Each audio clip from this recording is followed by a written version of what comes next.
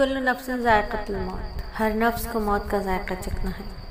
ایک بار پھر اس حلقے میں جس کا نام ہے سفر آخرت کی تیاری، اور ہم سب مسافر ہیں اور اسی طریقے سے ہمیں زندگی کو گزارنا ہے۔ زندگی کو ایسے گزارو جیسے غابر غریب گزارتا ہے، وہ مسافر جو راستے میں کسی سایہ دار درخت کے نیچے بھی نہیں بیٹھتا کہ اس کا وقت ضائع ہو جائے گا، اسے منزل کی طرف جانا ہے، منزل پر پہنچنے کی جلدی ہوتی ہے۔ یہ دنیا عارضی ہے اور اس دنیا سے سب کو جانا ہے۔ سبق کا آغاز کریں گے اللہ رب العزت کے بابرکت نام سے کہ ہم جان رہے تھے کہ مرتے وقت یا موت کے وقت یا موت سے پہلے جو کوتاہیاں ہوتی ہیں، جو بدعمالیاں ہوتی ہیں، ان کو ہم سمجھنے کی کوشش کر رہے تھے۔ اللہ تعالی ہمیں صحیح فہم عطا فرمائے، اللہ کی چاہ کیا ہے، ہم اس کی چاہ کو سمجھتے ہوئے نبی صلی اللہ علیہ وسلم کے طریقے سے زندگی کو گزاریں۔ تو میری بہنوں، پچھلے سبق میں ہم نے سیکھا تھا کہ بلا ضرورت مریض کا کسی کا بھی سطر نہیں دیکھنا چاہیے، یہ کوتاہی عام ہے۔ اسی طریقے سے حرام اور ناپاک دوائیوں کا استعمال بھی بہت زیادہ عام ہے، اس سے بھی بچنا چاہیے۔ پھر ایک چیز جو ہوتی ہے وہ ہوتی ہے دعا۔ دعا کی طرف توجہ نہیں دی جاتی، کوتاہی ہے۔ مریض کا علاج بھی ہو رہا ہے، دوا دارو بھی ہو رہی ہے، علاج معالجہ بھی ہو رہا ہے، دیگر تمام تدابیر اختیار کی جاتی ہے، پیسہ پانی کی طرح بہایا جاتا ہے، لیکن دعا کا اہتمام نہیں ہے، خیال ہی نہیں آتا۔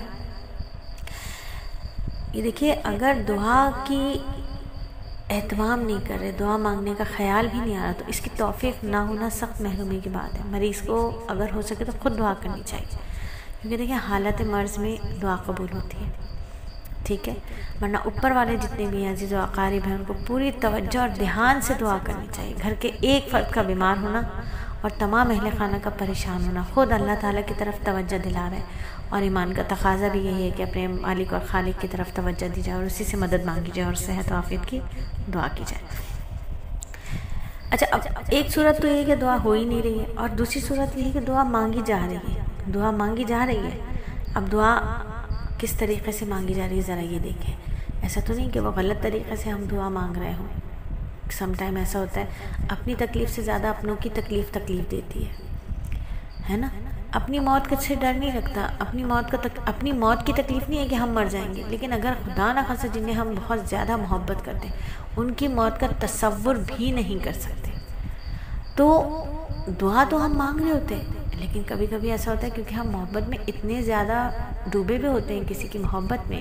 فرض کریں شوہر بیمار ہو جائے، اب بیوی کے لیے تو شوہر سب کچھ ہے، اب وہ بیچاری دعا مانگ رہی ہے، لیکن کچھ ایسے کام کر لیے دعا مانگتے ہوئے، کچھ ایسے الفاظ بول لیے، کچھ ایسے طریقے اختیار کر لیا کہ وہ دعا کیا ہو گئی، غلط طریقے سے اختیار ہو گیا، اللہ تعالیٰ کی جو ہے ناراضگی آ گئی اس کے اندر، ٹھیک ہے؟